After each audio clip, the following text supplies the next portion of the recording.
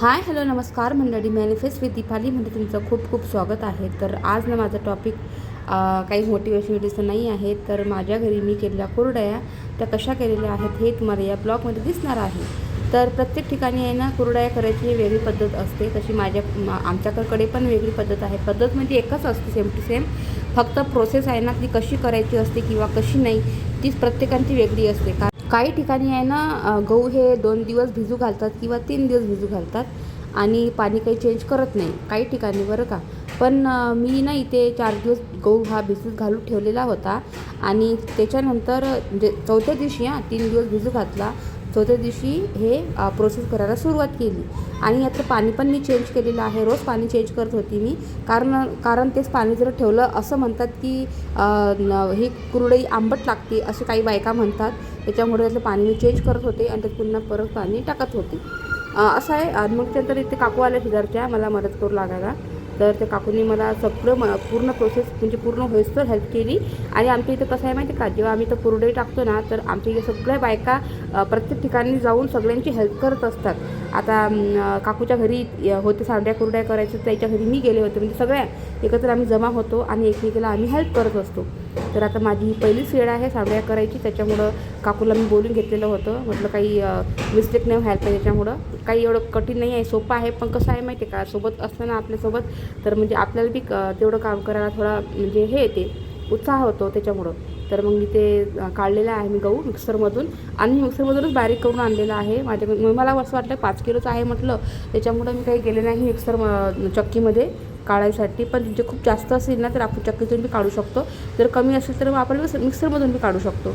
तर मी ते पूर्ण काढून घेतलेलं आहे मिक्सरमधून. तर आता इथे काकू माझी हेल्प करत आहेत. चांगला गहू आम्ही धुवून घेत आहे इथे. आणि म्हणजे कसं आहे तर चिक चांगलं निघू शकते. आता पुन्हा परत एक पाणी टाकून हे पुन्हा परत एकदा चांगलं स्वच्छ पाण्याने हे धुवून घ्यायचं असते. तर चला मग.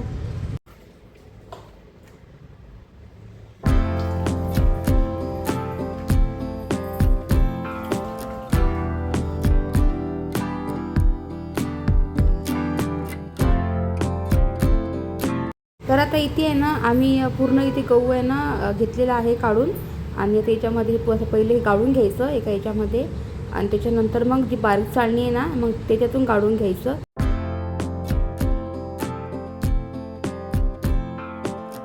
मी पूर्ण काही व्हिडिओ काढला नाही मंडळी, कारण ना माझं यातलं पूर्ण स्टोरेज भरलेलं आहे मोबाईलमधलं. तर हा दिवस दुसरा दिवस आहे. मी लगेच इथे अंधण ठेवायला ठेवलेलं आहे पाणी. आणि आमच्या इथल्या साऱ्या बाया आलेल्या आहेत तिथे गल्लीतल्या मदत करू लागायला मला. आणि मी माझ्या घरी चूल काही पेटवली नाही, कारण शेजारची ताई आहेत ना त्याच्या दारात चूल पेटवली आणि तिथेच मी कुरडया करायला सुरुवात केलेली आहे. हे माझं घर आहे समोरचं. पण मी याच्यामुळे वरती नाही केलं, कारण म्हटलं बायावरती येणार नाहीत.